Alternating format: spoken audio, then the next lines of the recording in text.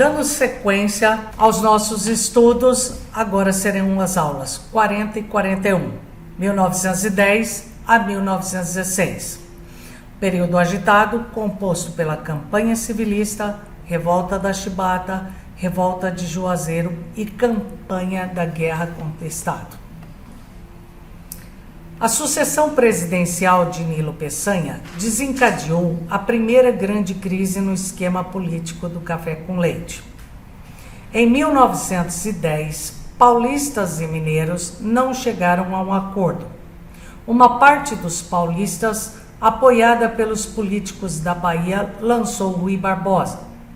Sua campanha presidencial se chamou Campanha Civilista, com discursos nas principais capitais brasileiras a favor da moralização das eleições e contra os militares no poder.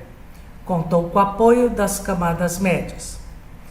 Minas Gerais se aliou ao Rio Grande do Sul e lançou Hermes da Fonseca, o marechal do Exército. Este fez uma campanha conservadora, que ganhou o nome de Política das Salvações, obtendo o apoio das oligarquias tradicionais que temiam as reformas propostas por Rui Barbosa. Com uma vitória apertada, Hermes da Fonseca se elegeu para o período 1910-1914. Seu governo foi bastante conturbado, com a revolta da Chibata, revolta de Juazeiro e Guerra Camponesa do Contestado. Comecemos com a revolta da Chibata, ocorrida em 1910 na Baía da Guanabara. O recrutamento para a Marinha era forçado e sobre os jovens mais humildes, geralmente negros e mulatos, que eram submetidos a castigos corporais, baixos salários, péssimos alojamentos e má alimentação.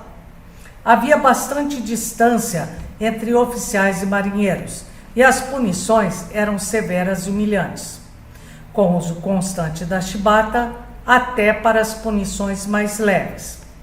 A rebelião teve início com a punição de 250 chibatadas sobre o marinheiro Marcelino Rodrigues de Menezes e da obrigação dos marinheiros de assistirem ao castigo. O líder da revolta foi o marinheiro João Cândido. Os marinheiros dominaram 4 embarcações da Marinha Brasileira. O objetivo era conseguir o fim dos castigos corporais e melhorar a alimentação dos marinheiros. Estes ameaçaram bombardear a cidade do Rio de Janeiro, capital do Brasil, caso suas reivindicações não fossem atendidas. As autoridades prometeram abolir os castigos e anistiar os revoltosos. Os marinheiros se entregaram, mas as promessas não foram cumpridas. Eles foram presos e jogados numa masmorra na Ilha das Cobras.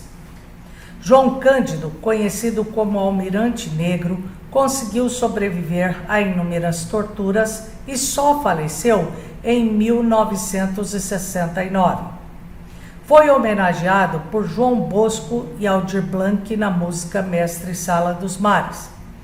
Aldir Blanc, um dos compositores, morreu no dia 4 de maio de 2020 de Covid-19. A revolta do Juazeiro foi um confronto ocorrido em 1914 entre as oligarquias do Ceará e o governo de Hermes da Fonseca na sua política das salvações, isto é, trocar as oligarquias estaduais que lhe tivessem feito oposição. Ocorreu no interior do Ceará, sob a liderança de Padre Cícero Romão Batista e de Floro Bartolomeu, com o exército de jagunços contra o governo de Franco Rabelo.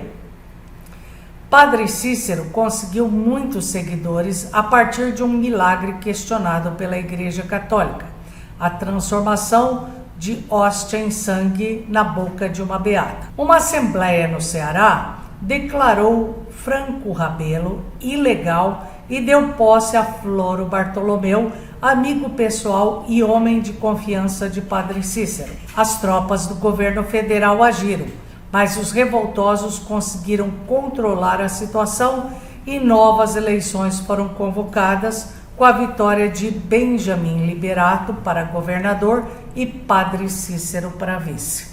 O mais grave conflito da época, conhecido como a Canudos do Sul do Brasil, foi a Guerra Camponesa do Contestado, ocorrida entre 1912 e 1916, ou seja, entre a presidência de Hermes da Fonseca e Venceslau Braz. No início do século XX, foram organizadas comunidades místicas em torno de líderes messiânicos.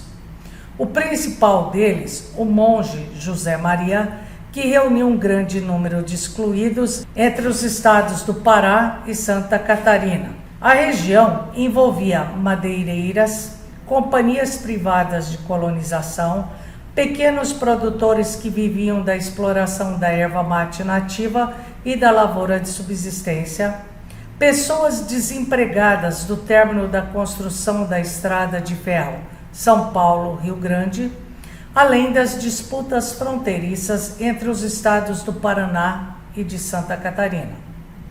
A falta de regulamentação da posse da terra, somada a uma população extremamente carente, com liderança carismática de um lado e de outro o interesse das grandes companhias de colonização e de exploração da madeira, levaram à guerra.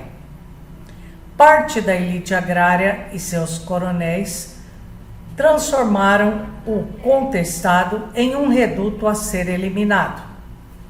Cerca de 8.000 camponeses morreram pela ação das tropas do exército, somadas às do estado do Paraná e de Santa Catarina, para restabelecer a ordem, bem como a fronteira entre os dois estados.